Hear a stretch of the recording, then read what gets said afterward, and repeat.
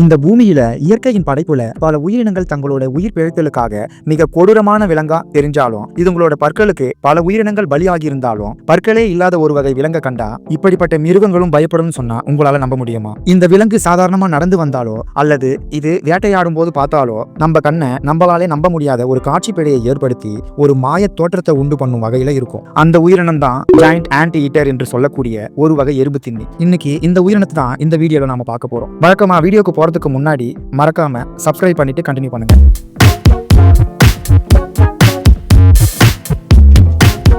இந்த வகை எறும்பு திணியை பற்றி நாம அதிகமா பேசலனாலும் இந்த உயிரினம் மனிதன் கற்பனை பண்ணாத அளவுக்கு நுட்பமான உயிரியல் திறன் கொண்டது. இதுங்க தென் அமெரிக்காவிலும் மத்திய அமெரிக்காவிலும் நீண்ட புல்வெளிகளிலும் வறட்சியும் ஈரமும் கலந்த பகுதிகளில் வாழும் ஒரு வகை உயிரினம். இயற்கையின் பல்லுயிர் சுழற்சி பெருக்கத்தை கட்டுப்படுத்தும் உயிரினங்களிலேயே இது ஒரு தனித்துவமான விலங்கு. அதாவது இயற்கையின் படைப்புல ஒரு உயிரினத்தோட வளர்ச்சி கட்டுப்பாடின்றி பெருகாம இருக்க இயற்கை வேறொரு உயிரினத்தை படைத்திருப்பது போல. இந்த சுழற்சியில பல உயிரினங்கள் இருந்தாலும் சிறு எறும்புன்னு நினைச்சு நாம சாதாரணமா கடந்து போன எறும்புகளை வேட்டையாடி உண்பவன் ஒருத்தன் இருக்கானா, அவன் தான் இந்த ஜாயிண்ட் ஆன்டி ஈட்டர் எனும் எறும்பு தின்னி. நாம எங்கேயாச்சும் நடந்து போகையில தெரியாம எறும்பு புற்றுகளை கால் வச்சோம்னா அதோட தாக்கம் என்னன்னு நம்மளுக்கு தெரியும். ஆனா இந்த விலங்கு அனுதினமும் எறும்பு புற்றுகள் எங்க எல்லாம் இருக்கோ அதையெல்லாம் தேடி போய் வேட்டையாடும். இந்த உயிரினத்தை ஃபர்ஸ்ட் டைம் பாக்குறவங்களுக்கு இரு தலை கொண்ட விலங்கு போல தெரியும். இந்த அமைப்பு மற்ற வேட்டை விலங்குகளுக்கு ஒரு இல்யூஷனை கிரியேட் பண்ணி பயமுறுத்தும். அது மட்டும் இல்லாம இதுங்களுக்கு பற்களே இல்லை, ஆனா கரடி போல கூர்மையான நகங்கள் உண்டு. இந்த நகத்தை கொண்டு ஒரு மரத்தின் கிளைய பிளந்து கிழிக்க முடியும். இதனால மற்ற வேட்டை விலங்கு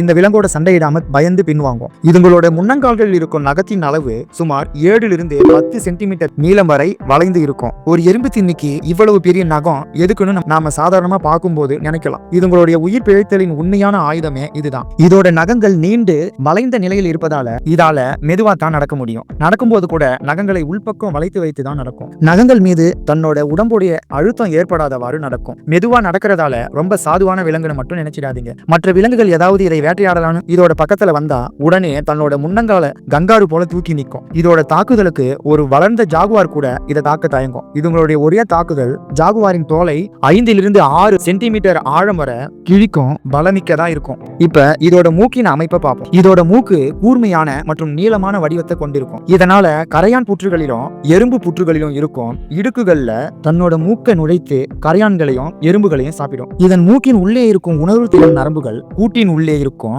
எறும்பின் அசைவின் வாசனையை வச்சு எறும்புகளை கண்டுபிடிக்கும். இதோட நாக்கும் மூக்குடனே இணைந்து செயல்படும். இதன் நாக்கின் நீளம் மட்டும் சுமார் 60 சென்டிமீட்டர் நீளம் கொண்டதா இருக்கும். இதனால தன்னோட நாக்க ஒரு நிமிஷத்துக்கு 100க்கும் மேற்பட்ட எண்ணிக்கையில உள்ளேயும் வெளியேயும் இழுக்கும் திறன் கொண்டது. இந்த முறையை பயன்படுத்தி இதுங்க ஒரு நாளைக்கு 30,000 எறும்புகள் வரை சாப்பிடணும்னு சொல்றாங்க. இதுங்களோட நாக்குல பசை போன்ற ஒரு வகை திரவம் இருப்பதால எறும்புகளையும் கரையான்களையும் தேனில் சிக்கி மீள முடியாத ஈய போல தப்பிக்க வாய்ப்பே இல்லை. இப்ப நாம இதுங்களோட வாலின் அமைப்பை பார்ப்போம். இதோட வாலின் அமைப்பு ரோமங்கள் நிறைந்த ஒரு புதர் போல இருப்பதால காற்று பலமா வீசினா கூட உடம்ப மூடி பாதுகாக்கும் வகையில அமைஞ்சிருக்கு. இதனால மற்ற விலங்குகள் பார்வைக்கு இது ஒரு பெரிய பிரெடேட்டர் போல தெரியும். அது மட்டும் இல்லாம இது நடக்கும் போதும் தற்காப்பு சமயத்திலும் உடல் எடையை சமமா வச்சுக்க உதவுது. குளிர்காலங்கள்ல ஒரு போர்வை போல உடல் வெப்பத்தை சீரா வச்சுக்கும். ஜாயிண்ட் ஆன்டி ஈட்டர் பெரும்பாலும் தனியா தான் வாழும். ப்ரீடிங் சீசன் வந்தா மட்டும் ஆண் எறும்பு தின்னி பெண்ணோட வாசனை மூலமா பெண் விலங்க தேடி வரும். இதுங்களோட கர்ப்பகாலம் 6 மாதங்கள் வரை இருக்கும். மேட்டிங் முடிஞ்சதும்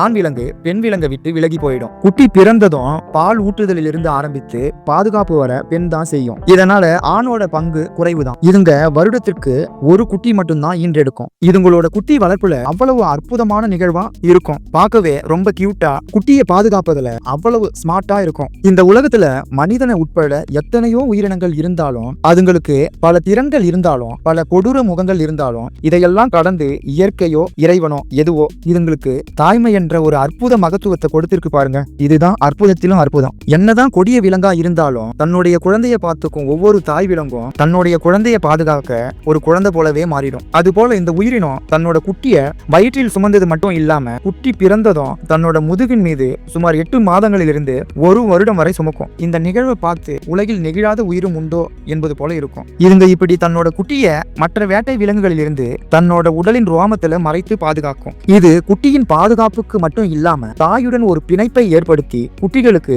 வேட்டையாடும் திறன்களும் காற்றின் வாசனை அறியும் திறனையும் இது போல பல வாழ்க்கை திறன்களை கற்றுக் கொடுக்கிறது. இதுங்களோட பார்வை திறன் எப்படி இருக்குன்னு பார்க்கலாம். என்னதான் பலமிகுந்த விலங்குகள் பல இருந்தாலும் அதுங்களுக்கும் ஒரு சில பலவீனம் இருக்கும். அந்த பலவீனமும் எல்லா உயிரினத்துக்கும் பொருந்தாது. அப்படி இதுங்களுக்கு பார்வை திறன் கம்மி தான்.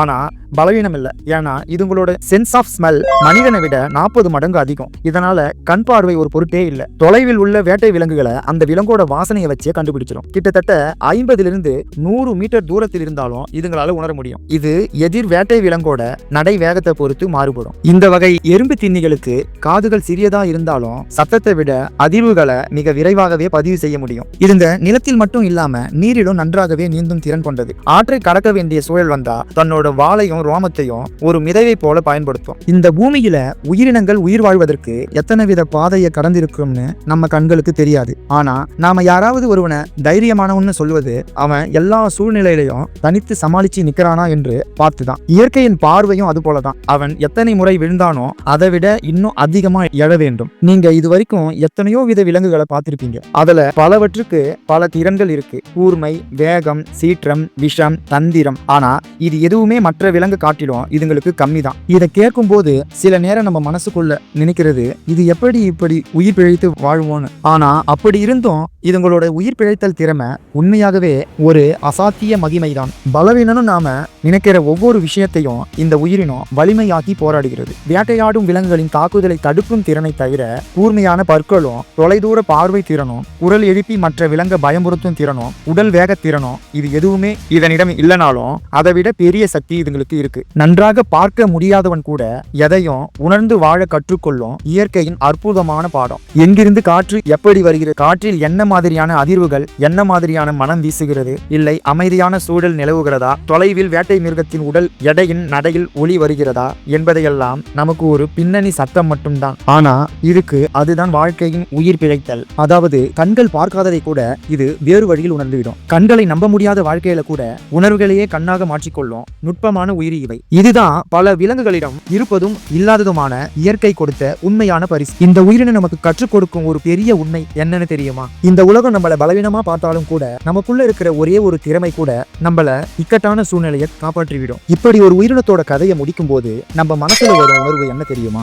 நாம வாழ்ற வாழ்க்கையை பற்றி இதுங்களுக்கு தெரியலனா கூட இதுங்க நமக்கு சொல்லாம சொல்வது, பார்வை இல்லாம இருந்தாலும் பாதை தெரியணும், தெரியாத பாதையானாலும் அதுல நம்ம பாதத்தோட தடம் பதிக்கணும்.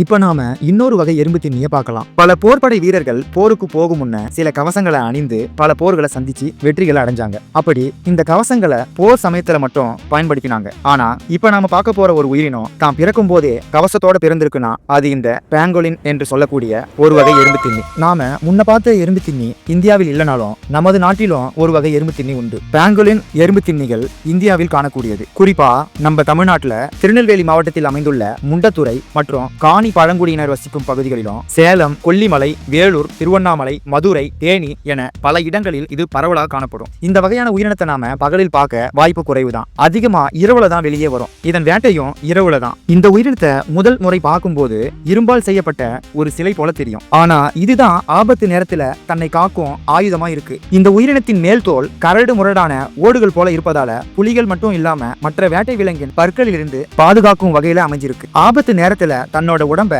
பந்து போல சுருட்டி தன்னை பாதுகாக்கும். இதுங்க நிலத்தோட அடியில குழி தோண்டி வாழும் உயிரினம். இதுங்க குட்டியை பாதுகாக்க குழிக்குள்ள ஒரு நர்சரி சேம்பர், ஒரு ரெஸ்டிங் சேம்பர், ஒரு எஸ்கேப் டனல், மறைவு பகுதிகள் இவை அனைத்தும் கொண்டிருக்கும். இவை அனைத்தும் குட்டியோட பாதுகாப்புக்கும் தன்னுடைய பாதுகாப்புக்கும் அமைச்சிருக்கும். தாய் விலங்கு உணவு தேடும் போது குட்டி குழியின் அறையில் காத்திருக்கும். குழியின் வாயில மூடி மற்ற விலங்கிடம் இருந்து பாதுகாக்கும். சில நாட்களுக்கு பின்பு குட்டி நடக்க பழகியதும் தாய் விலங்கு தன்னோட வால் மேல சுமந்து செல்லும். நாம முன் சொன்ன விலங்கிற்கும் இந்த விலங்கிற்கும் உடல் அமைப்பு உட்பட ஒரு சில விஷயம் மட்டும் மாறி இருந்தாலும் ஏறக்குறைய இரண்டும் ஒரே மாதிரியான வாழ்வியல் முறையை தான் கொண்டிருக்கு. வாசனை அறியும் திறன், வேட்டையாடும் திறன் மற்றும் உணவு வரை பேங்கோலின் உலகின் அதிகமாக கடத்தப்படும் விலங்குகள்ல இதுவும் ஒண்ணு. அதோட மேல் தோலின் செதில்கள் போன்ற ஓடுகள் மருத்துவ பயன் என நம்பி இந்த வகை விலங்குகளை கடத்துவது முற்றிலும் ஒரு மாயையான செயல். இதற்கு எந்தவித அறிவியல் நிரூபணமும் இல்லை. ஆனா இந்த மாயை நம்பிக்கை ஒரு அமைதியான உயிருக்கு மரணத்தை தரும். இந்தியாவில் வேட்டையாடுதல், சட்டவிரோத கடத்தல் போன்ற செயல்கள் இந்த உயிரினத்தை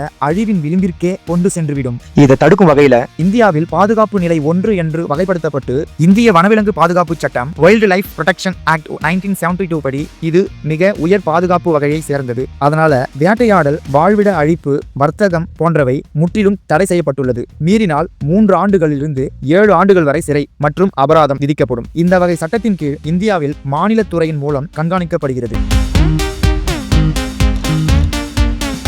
இந்த பூமி நமக்கானது மட்டும் இல்ல, நாம தோன்றும் முன்னரே தோன்றிய பல உயிர்களின் உறைவிடம். இந்த வீடியோ உங்களுக்கு பிடிச்சிருந்தா மறக்காம லைக் பண்ணி சப்ஸ்கிரைப் பண்ணுங்க. மீண்டும் வேறொரு உயிரினத்தின் உண்மையுடன்